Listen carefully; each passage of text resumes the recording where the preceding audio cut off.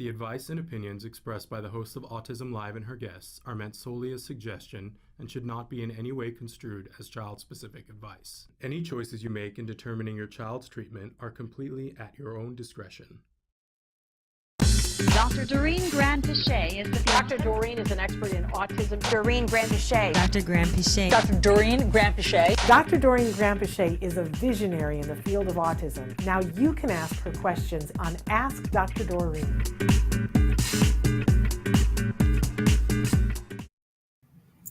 Good morning and welcome to Ask Dr. Doreen on the Autism Network. I'm Shannon Penrod and I am here with the fabulous Dr. Doreen Granpeesheh. Good morning, Dr. Granpeesheh. Good morning, Shannon. How are you? I am thrilled. I just every time they see us, we're in different backgrounds, and I just want to update everybody that now we have Dr. Doreen on site, and soon we hope to be actually in the studio, but we are not yet in the studio. Somebody told me the other day, "Hey, your studio looks great." This is not the studio. This is just office and that's conference room. So there we go. So thrilled that you guys are here with this morning. I got to give some shout outs to people writing in. Kaigan, who's writing in from Holland. Hello. Ka is here with us. Amanda is here with her blue hearts. Ria is here and says that her son is doing better, not biting. Yay. Hallie is here. We're so thrilled that all of you are here.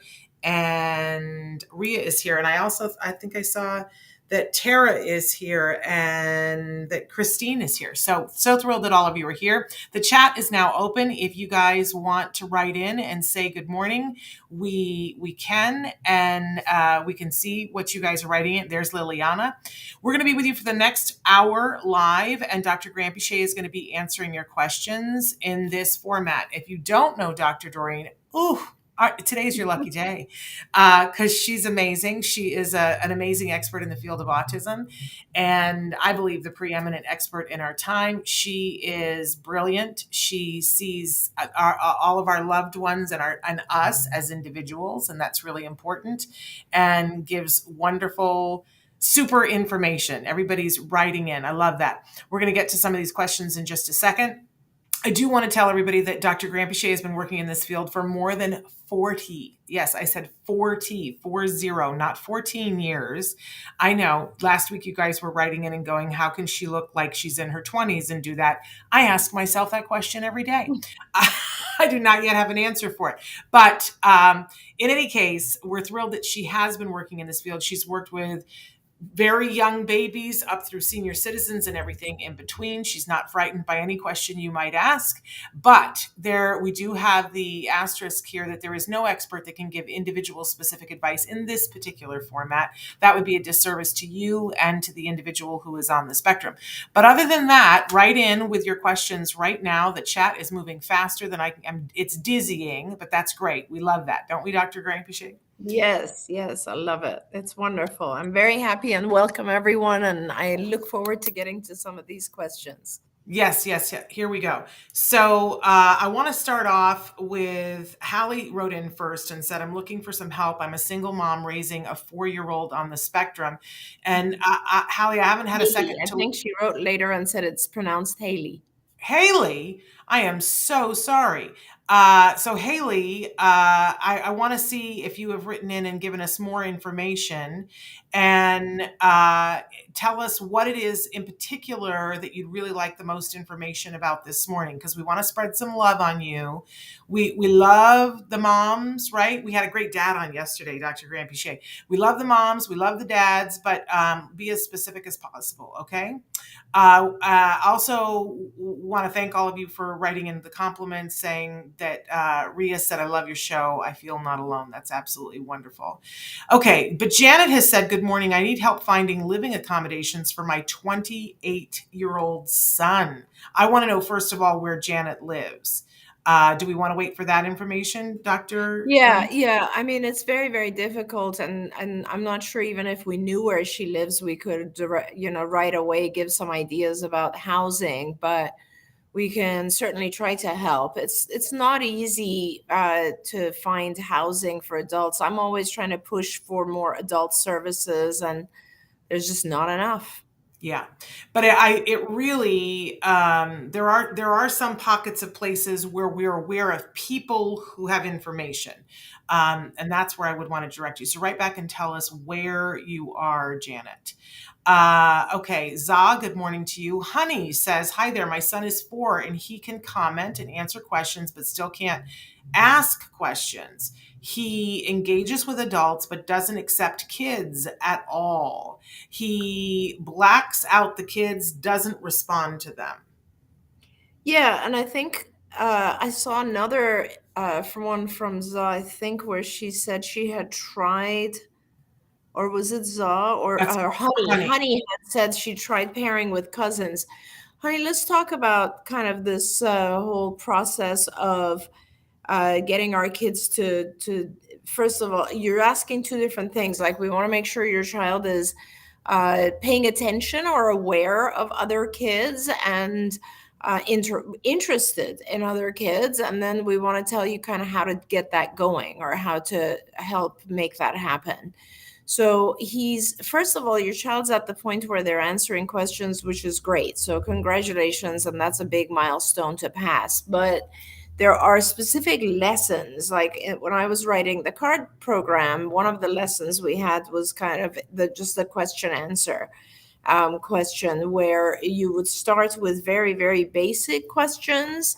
And, it's a whole different thing if you're making a statement or asking a question. There's a lot of different things about it. Not just asking a question, but the intonation when you ask a question is a little bit different.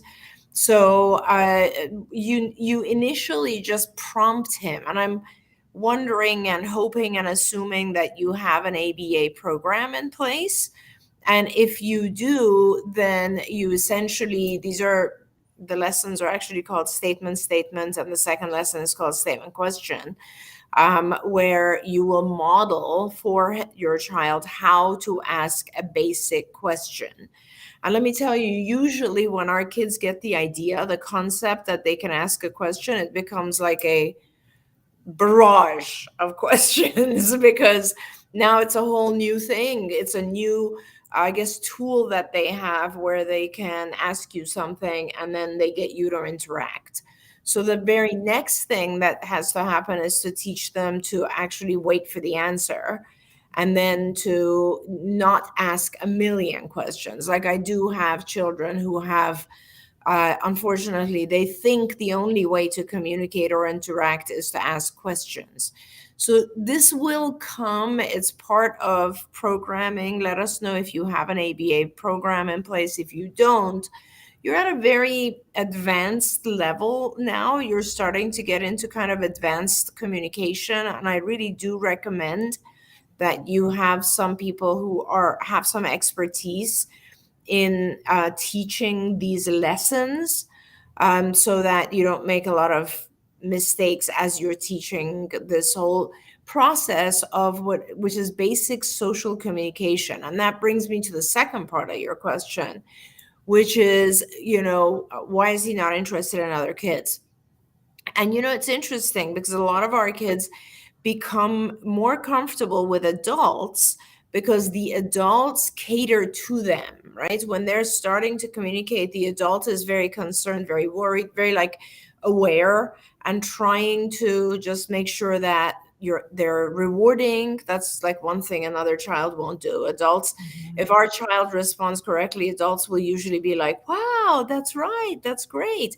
And you can't see another child doing that, right? So there's a lot of difference between how we communicate with adults and how we communicate with children. And as a child, it's more rewarding to communicate with adults. But the way that you do it is not, I appreciate that you brought the cousins in, and familiarity definitely helps. But I think what you need to do is take one cousin, preferably, and I think you wrote that it's a 4-year-old child.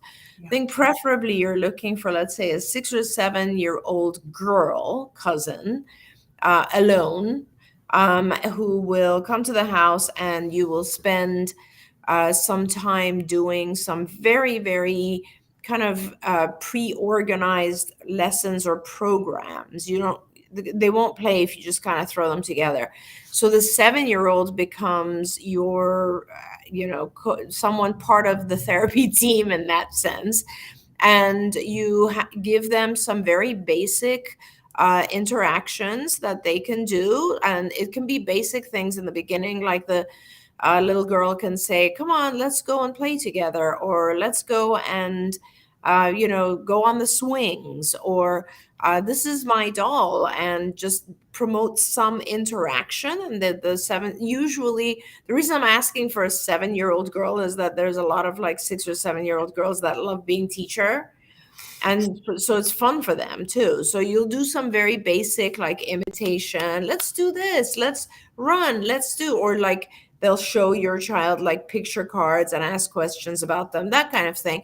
And then gradually, as your child feels a little bit more safe and feels like their interactions with this other child are rewarding, which they have to be, you have to make sure they are, then you can start integrating some of the more advanced lessons, like, answering questions and asking questions. And it's a very, very gradual series of lessons. You're at the point, though, where your focus should be on things like social communication. Social communication, I say it like that, but honestly, it's like, 10 different lessons lead to social communication. It's not one thing that you teach. And Shannon, as we get more and more people coming on our show, it just becomes really clear to me that a lot of people are asking for or are in need of a lot more detail having to do with lessons.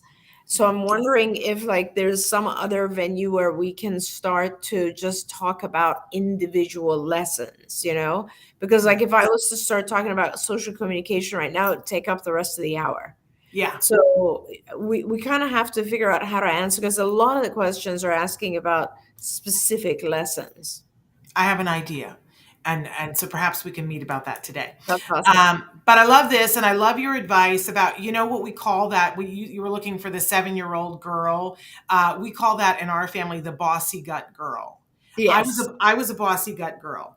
The girl who comes into the party and says, let's play this, and assigns everybody a role and says, you be the dog and I'll be the mom. And then 5 minutes later, when she sees that playing the dog is fun, she goes, no, I want to be the dog now. And that those are the best kids at this phase. And there's always one in your class.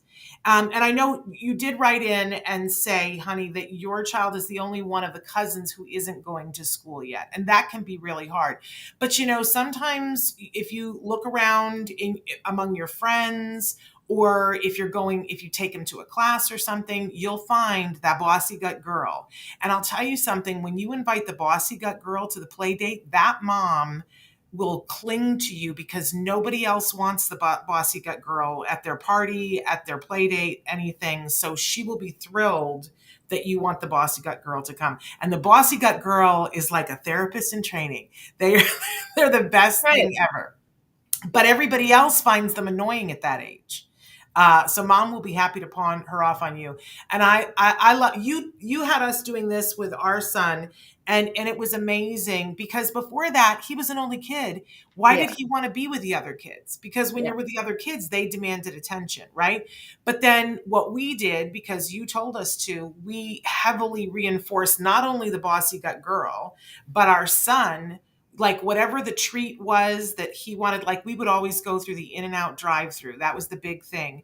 So there was a food treat that they got for playing well together. They got to do something that they didn't typically get to do. And suddenly he wanted that. He wanted more play dates. It mattered to him. And you slowly build from there. So absolutely amazing. I want to get back to Haley. Yes, Haley, I got it right that time, I think, who wrote in earlier and said single mom. And she gave us a little bit more information. And she's feeling very overwhelmed. I'm just going to consolidate Haley and then tell me if I got anything wrong.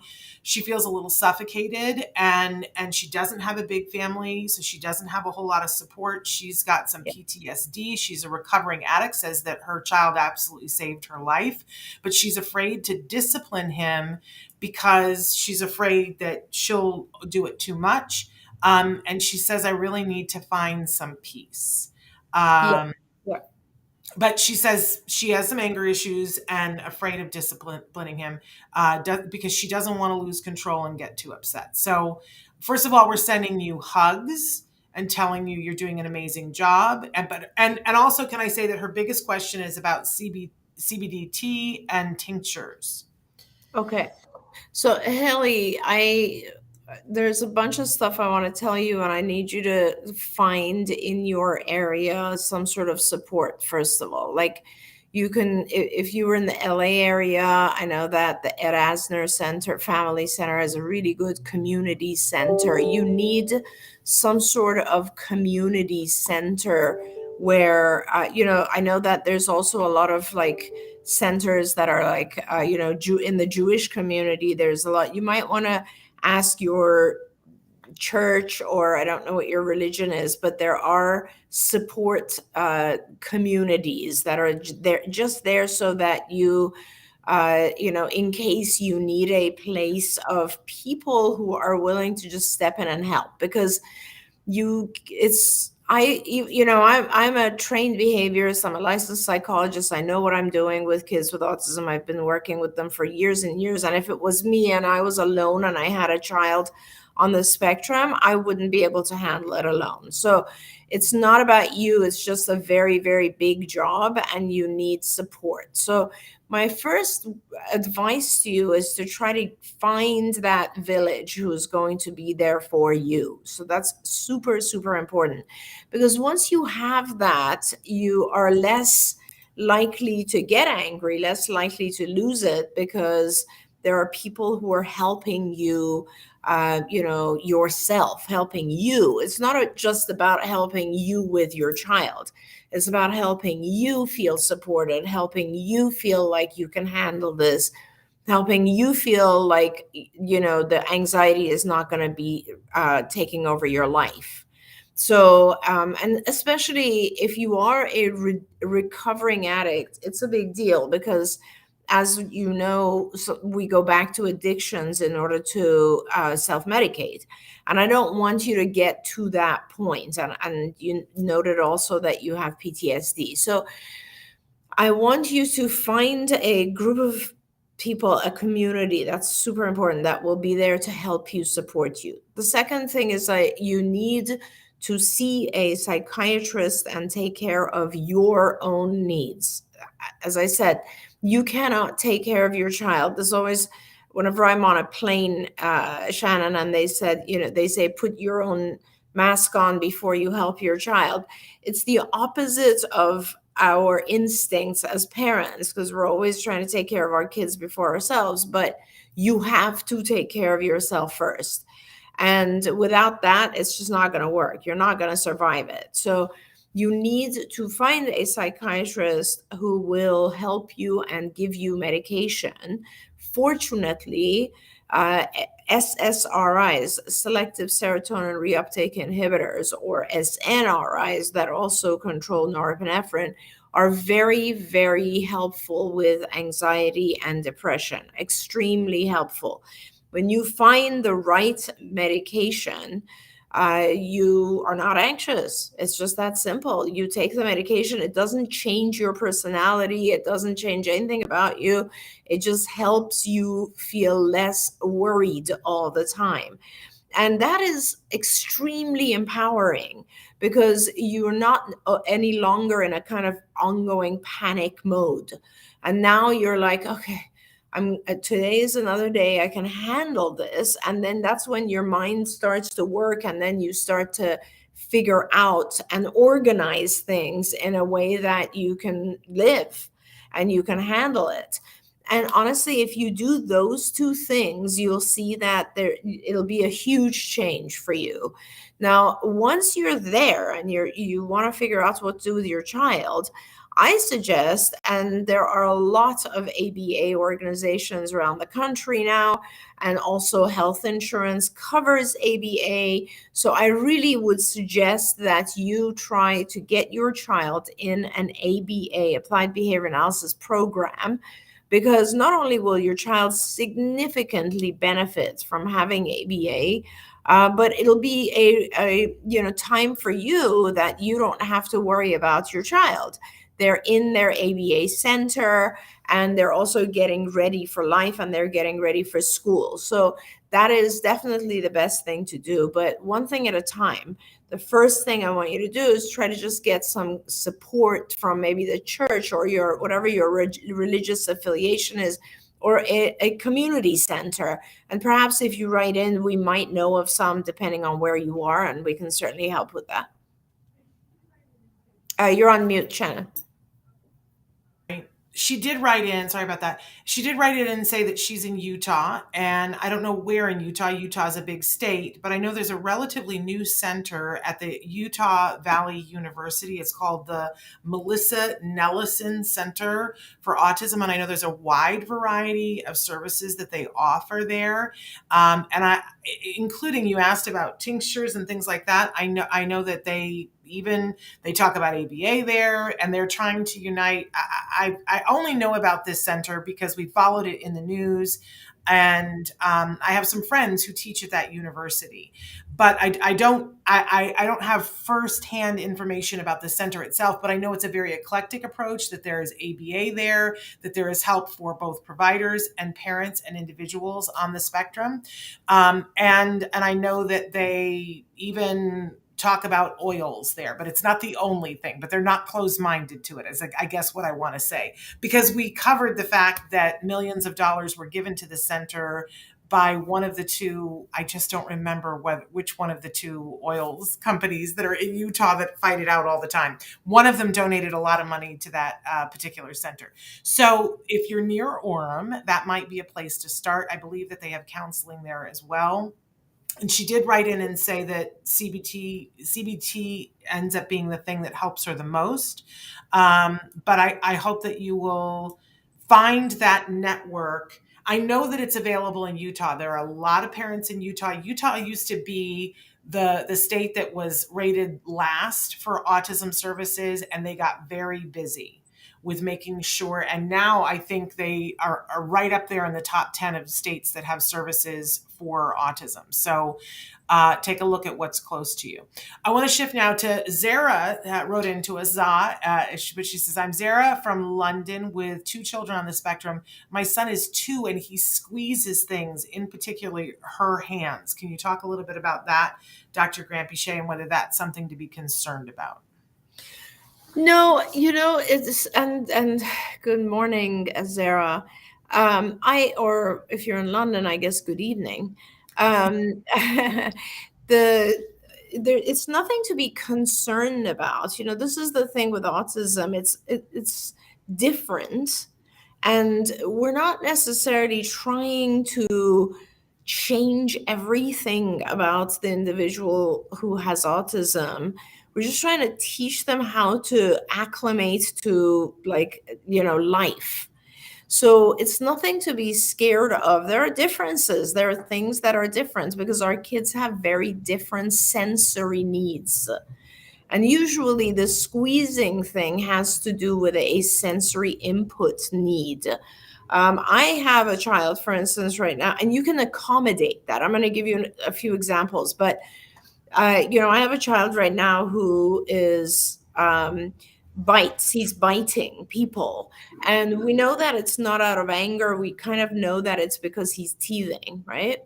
And so the only way that he's learned is sort of to just like get your hand and like really gnaw down on it, your arm, because, the sensation of teething is what's bothering him. So we got him a chewy toy, like those things that are for teething actually.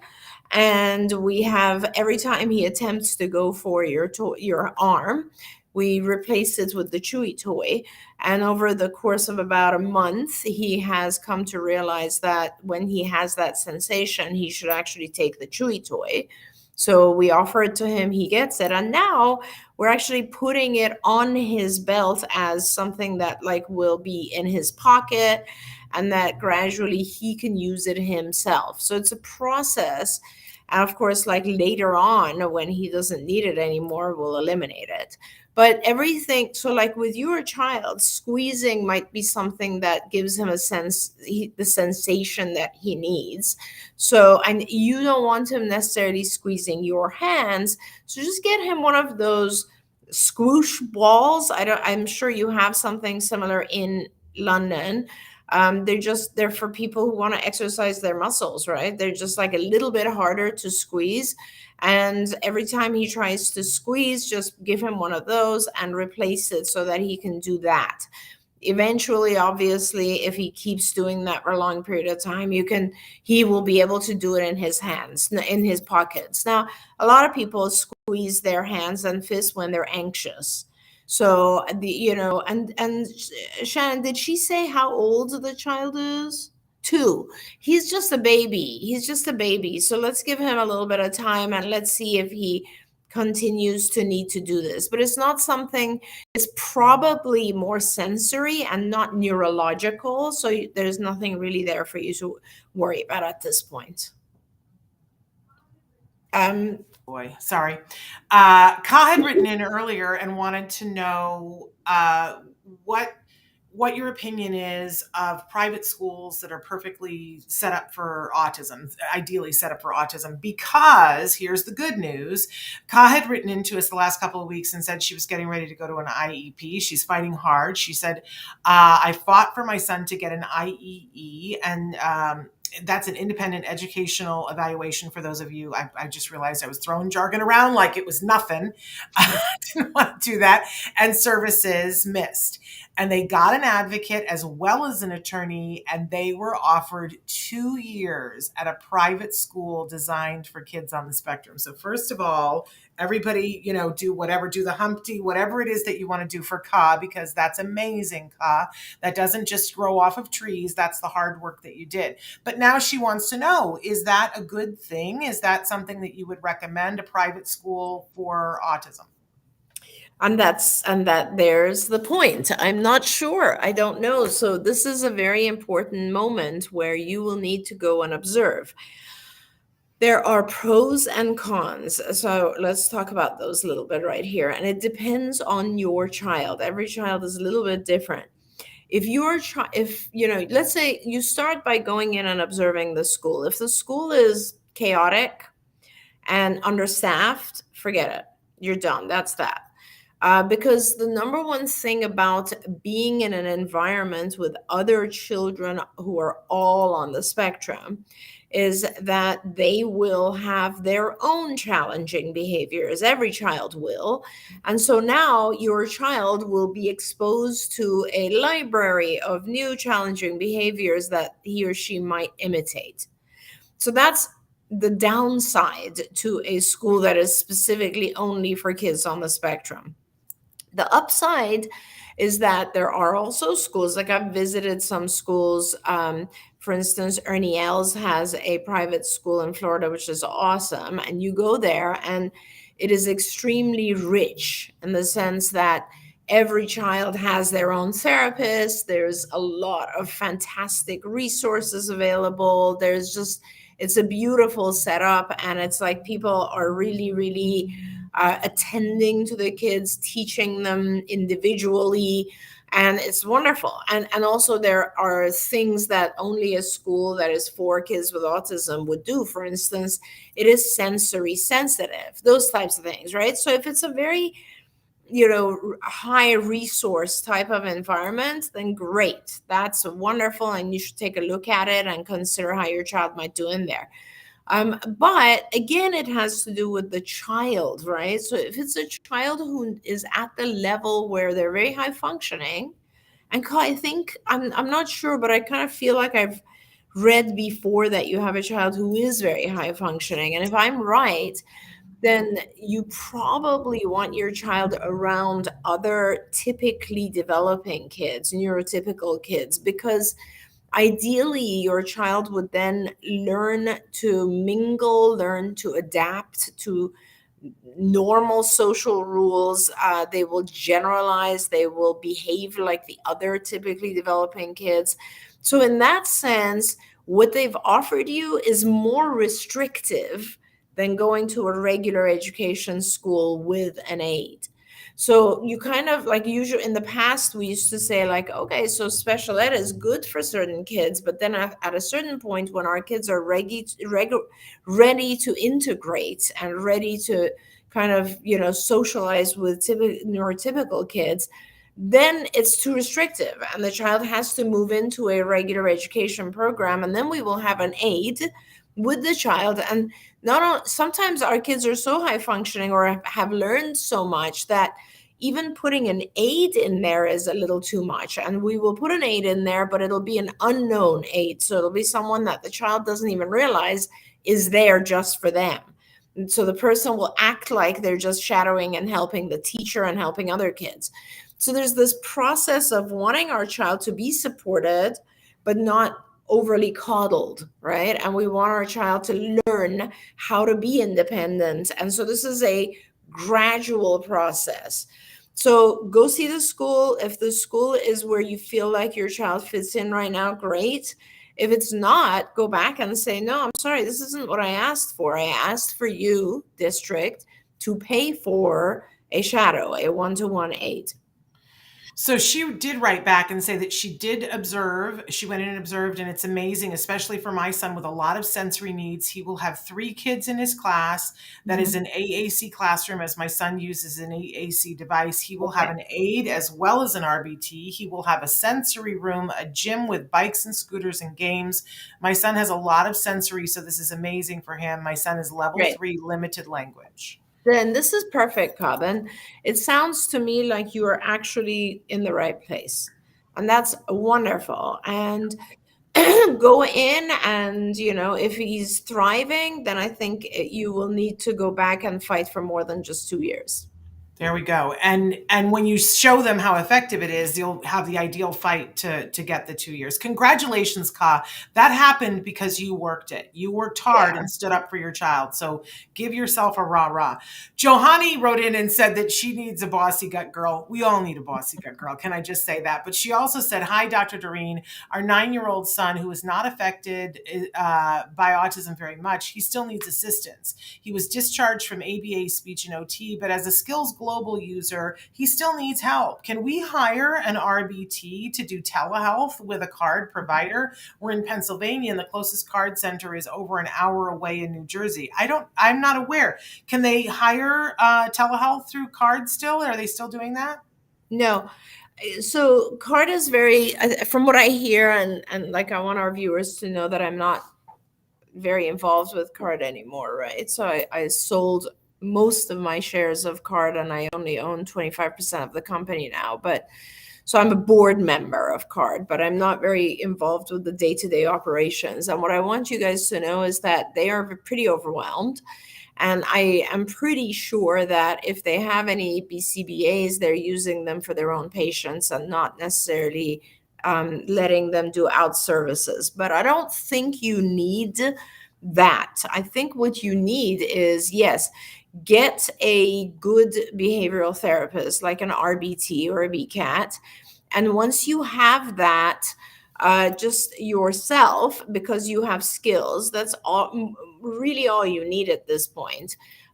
So what you will do is you'll just have the RBT look at the skills progression and programs and work on those particular lessons that your child needs. And that's wonderful. And we have a lot of parents across the country who would use skills and would just do it themselves and would hire people who were not even RBTs or BCBAs, and they would get on another website, which is called IBT, Institute for Behavioral Training, which is also card owned, and they would learn the behavioral techniques, and then they would take these lessons and administer them. So at this point in your life, what you're doing is like tutoring, and you're teaching additional lessons. So yes, you should progress. And also, by the way, if your ABA provider stopped, maybe they shouldn't. I mean, like, you should, if you feel like your child needs services, go back to your payer, your health insurance, and say, listen, my child still has needs. They're not, they still have various things they need to learn. Yeah, and she wrote back in and said, I think she was just ready to discharge him and is working with younger kids now, and that her previous RBT was not a fan of following skills. Because I think it does take a little time for RBTs that aren't used to doing skills. It takes a little bit of time for them to transition and realize what an amazing tool it is. But they, it takes a while before people see that. But I'll bet you could, if you just want some support, I'll bet there are people who are familiar with skills who would freelance. You could reach out to me and maybe I can think of somebody. But I want to tell you that you're doing a great job, because all the things that you have going on, what an amazing thing that you've done, that he's doing so well. That's the amazing thing. I'm overwhelmed with questions here, but I want to get to some dads here. Brian wrote in and said, my son with medium high functioning ASD has a wealth of words and comprehension, but it's bottled up until something he is fixated on fills his thoughts. Hence, he achieves things and reads or creates with crafts, and then the parents, become very congratulatory with all this high praise, but that's their mistake number one, because their response can be too dramatic and not normal, and boom, then it's too much stimulation, and there's an immediate meltdown and anger, and suddenly everything shuts down for 40 minutes, and that his son becomes angry and shrieking, and that sometimes there is aggressive behavior. There's more. And that problem, I don't know whether this is part of the same problem, that then he'll remain silent and neutral and somewhat punitive without projecting no care, and mom and dad are not a safe place. Hard, because our almost 5-year-old can unravel on a dime. I'm just sending you a hug, because my son did not ever like it when I raised my voice above a conversational thing. So if I would go, good job, he would completely lose it. But for him, he could have a therapist next to him who would just be like bouncing off the walls, and it was totally fine. He just couldn't handle it from me. And yeah. I'm a bossy gut girl and a big mouth. Now we're clear on who I am. But I would want to do that effusive praise, and I had to learn to go, that's so good, and whisper it. And it was hard for me, because that's not who I am. Yeah. But when it's both of you, that's extra hard. So I'm sending you some love right now. Yeah. But talk to me, Dr. Granpeesheh. So there's actually a couple of things that are it's a great question, Brian, first of all, because you are bringing to light the actual definition of what a reinforcer is. So in behavioral terminology, it's really interesting. We don't think of reinforcers as good things. Right? Like in normal life, we think reinforcer equals like the things that we all like. And that's not the way it is, especially in the world of autism, because some of the things that we consider to be good things or things we like are actually punishment for our kids. And this is a great example. So reinforcers in the behavioral language are things that increase behavior, which basically means that they just have to be things that are very specifically rewarding to your child, not to you, not to me, not to anyone else, but to your child. So the way to look at it is, and so we ask ourselves, what could possibly be causing this? First of all, it could just be that from a sensory perspective, it's too overwhelming. So it's too loud. It's very like overwhelming, and he becomes startled when you guys do this. And even though your intent is to reward him and tell him how well he did and praise him, it's just too overwhelming and too startling, right? So from a sound and sensory perspective, it could also be, as it was in Shannon's case, it could just be that because if you think about it, if in a typical day, the time that you become very loud or very, hyper animated is usually if you are angry or scared. And our kids read that. When you get scared, when you as a parent get scared, you will raise your voice and you'll be panicking and going pretty fast. When you get angry, you will raise your voice and you will be going pretty fast. And our children read the common theme, which is they are louder and going pretty fast. And they get scared because they can't tell, they can't figure out that it's the difference between, oh no, right now you're happy with me, as opposed to back then you were angry or you were afraid. And so it's too much. Now with a stranger, like Shannon said, they can probably tell because the stranger raising their voice, there is no history of the stranger getting mad at them or getting scared. So they don't have that to fall back on. So I think it's very, very important that you find other ways of reinforcing your child. And believe me, there are ways. You just have to find them. Sometimes it could be, as Shannon said, you just lower your voice and that works. Sometimes it could be they need touch, or for some kids, touch may be aversive. Sometimes it could be you backing off might be a reinforcer. And sometimes you just need to go to, like just a high five, or just non-social reinforcers, such as giving the child access to a favorite toy or a food or something like that. One of my kids my child who's I'm working with right now, honestly, within the course of just a month or so, he went from needing a food reinforcer for every correct response to now he is on a 10 sticker token system for the same amount of food reinforcer. So he has to earn 10 stickers before he can get a small piece of cookie, and it works. And so, like, don't worry about it if you're back to giving your child tangible reinforcers like food, because you can very easily replace them with token systems.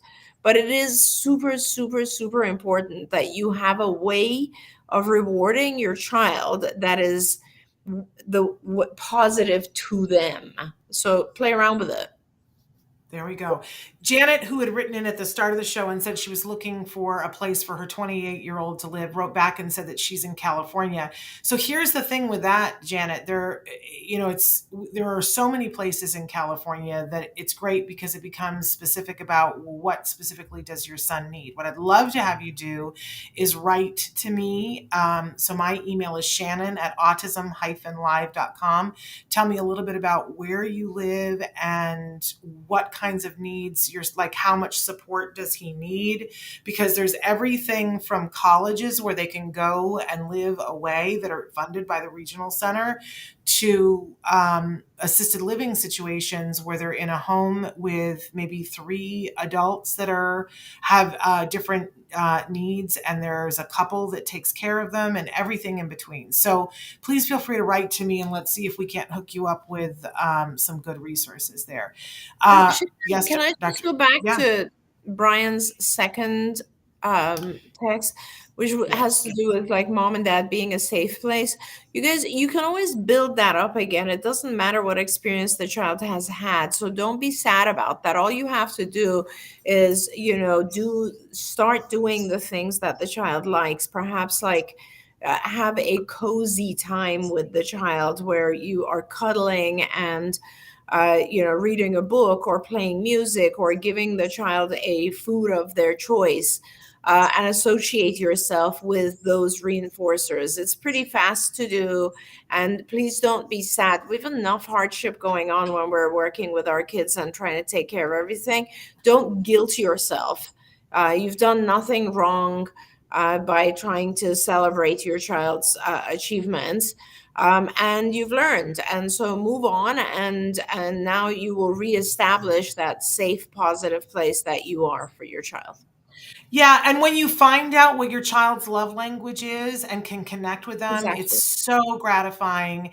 And Exactly. there are times now where we do the silent happy dance, when things are big, and I'll just rub my son's back, and it's become how I communicate with him. It's become special how I communicate with him. So you will find the way, Brian.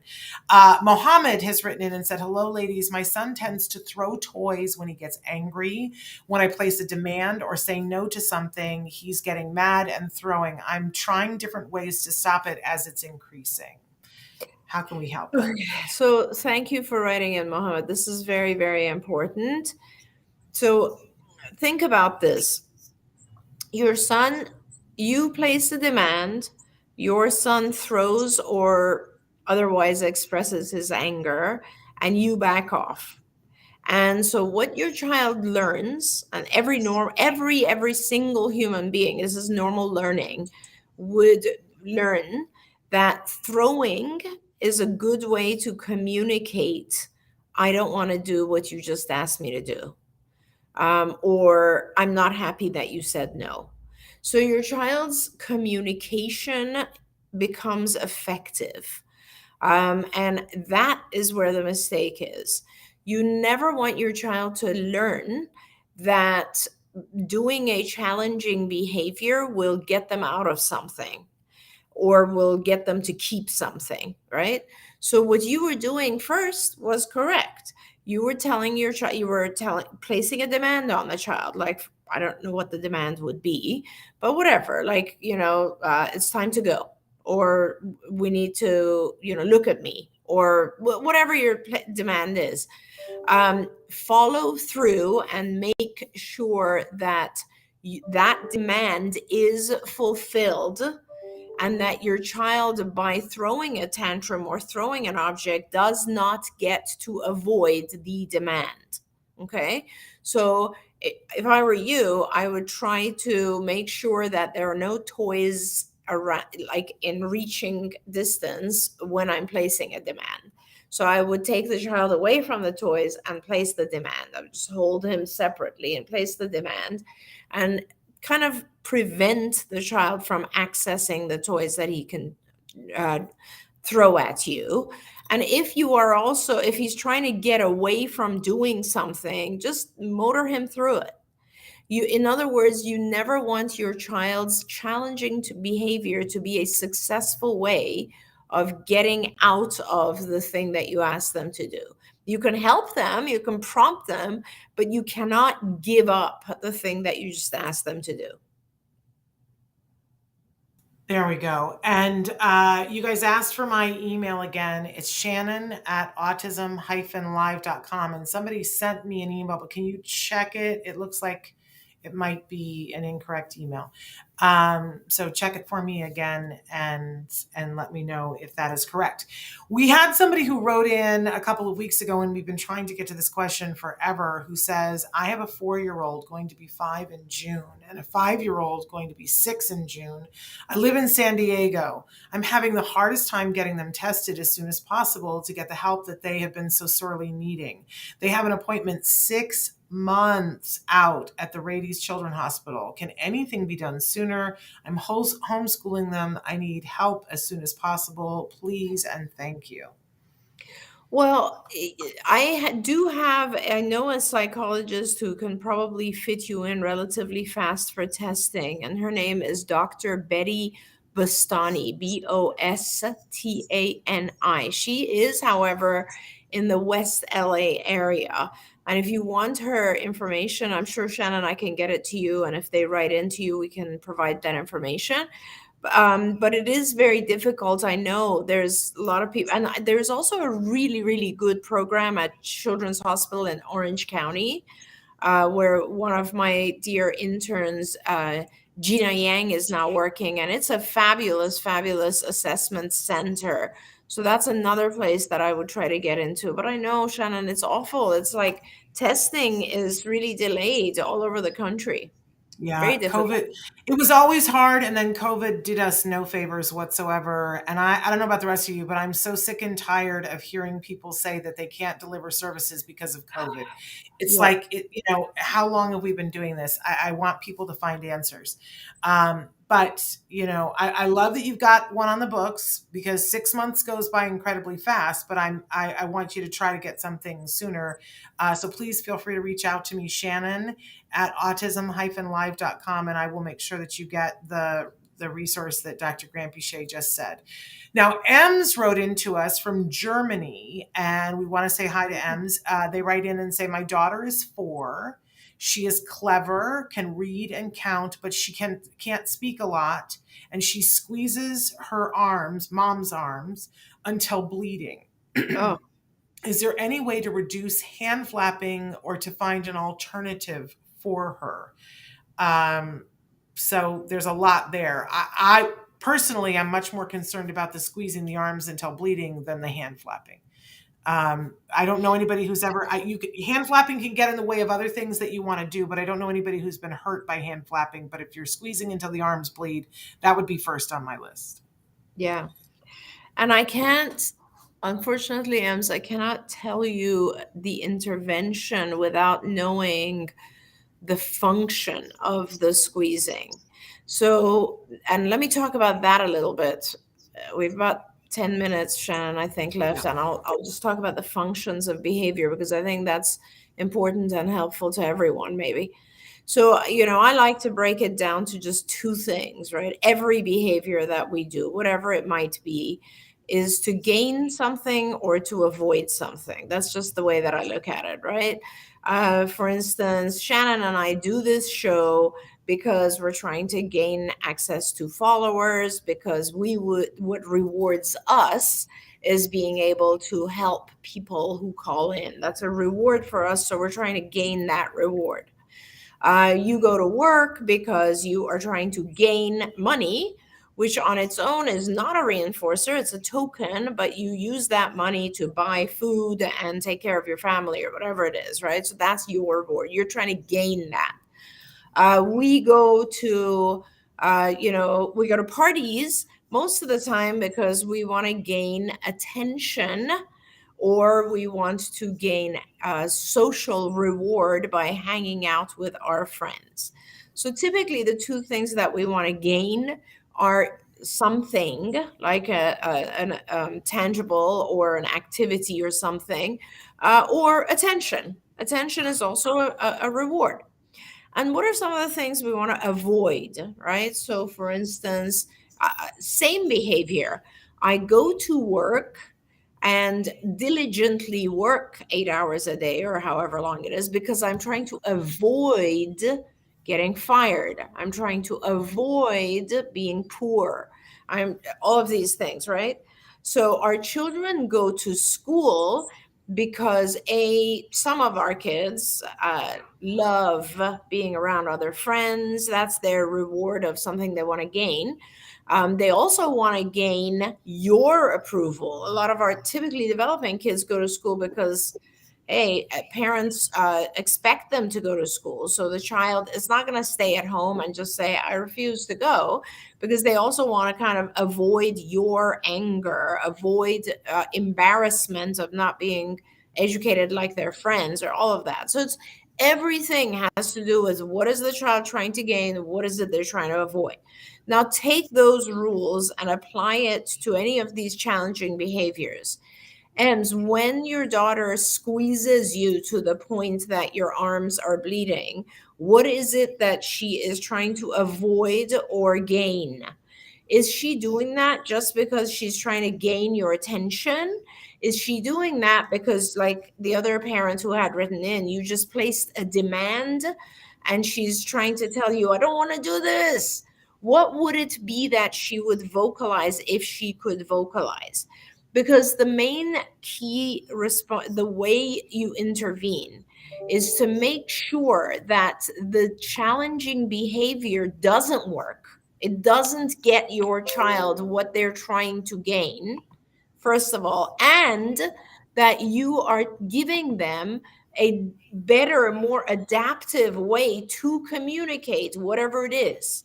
So for instance, if the child could be taught, I need a break, okay, instead of squeezing your arms, they would either do this, or they would touch an icon that says break, or they would say, I need a break. Whatever it is that they can do that's more appropriate way of saying, I don't want to do what you just asked me, or a more appropriate way of saying, I need some sort of contact with you right now, right? Whatever it is, there are appropriate ways to teach the communication. And we want to ignore and not allow the inappropriate, the challenging communication to work. Hopefully that makes sense. It's very, very simple, but when you apply it to, like, you're in the middle of your arms bleeding or you're in a struggle with your child, there's a million questions that go with it. So please feel free to write in and explain to me, like, how else I can help you with that particular thing.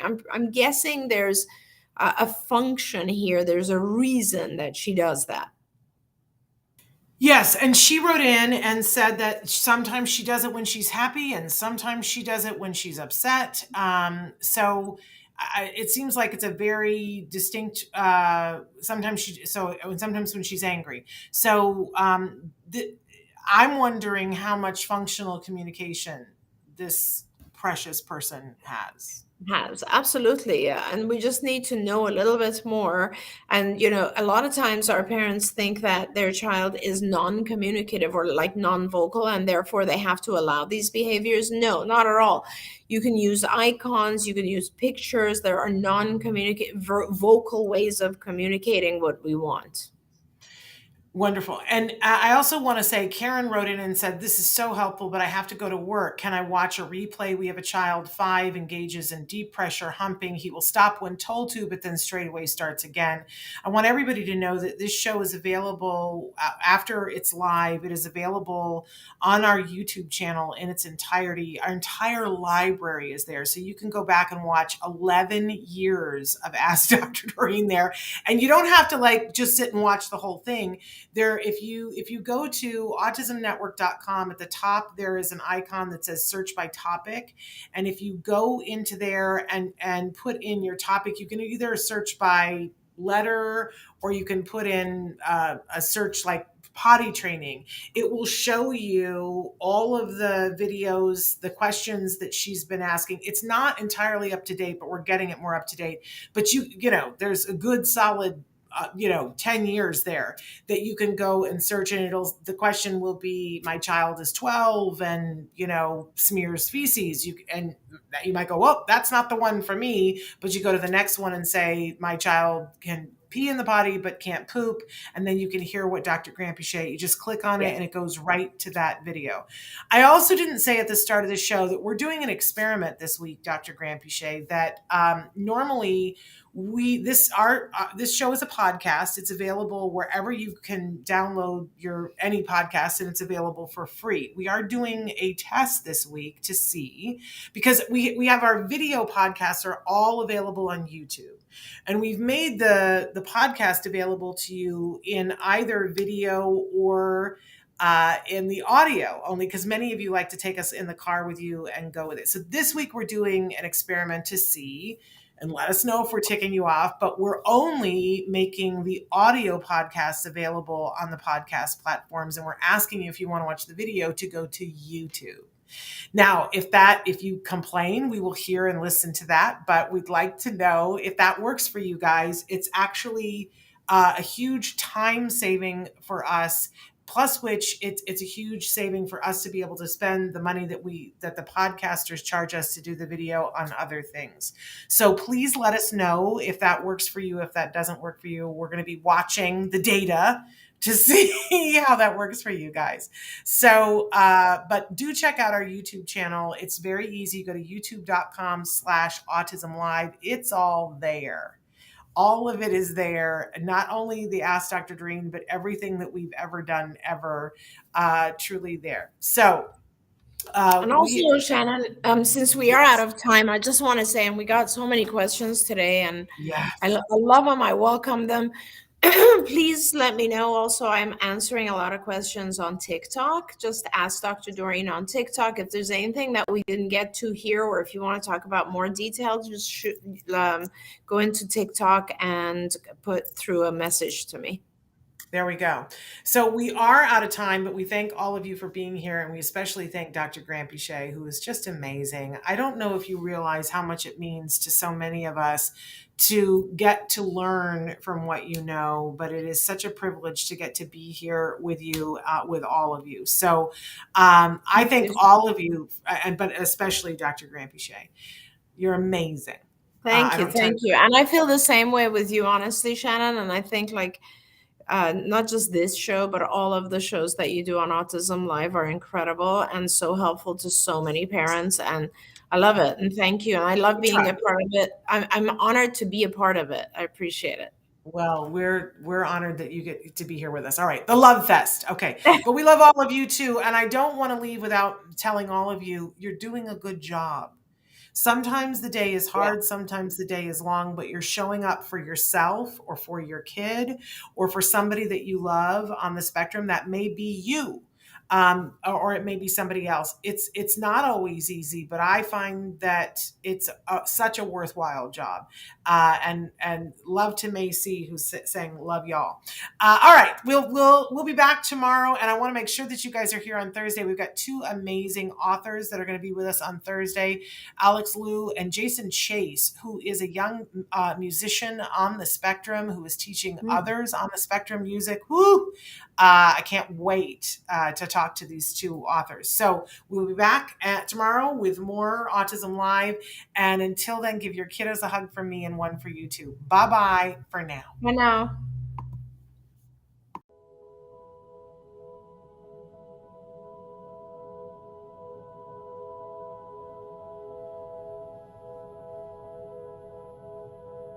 If you found anything helpful in this video, please give us a like. In fact, make sure that you smash that subscribe button on YouTube and give us a like on Facebook. You can also follow us on Twitter and on Instagram for important updates. And please download our free podcast wherever you get your podcasts. Thank you so much. See you next time.